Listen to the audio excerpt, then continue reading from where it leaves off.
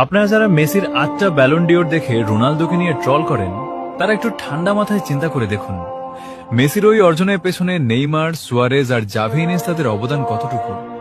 ধরতে গেলে তো ওটা একটা মেশিনের মতো সেট করা টিমের সাফল্য।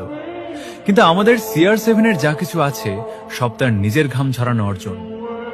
আপনাদের কি মনে নেই 2008 সালের কথা? আপনাদের কি মনে নেই 2018 সালের সেই অবিশ্বাস্য পারফরমেন্সের কথা? এই মানুষটা যেখানেই গেছে একাই ইতিহাস পাল্টে দিয়েছে।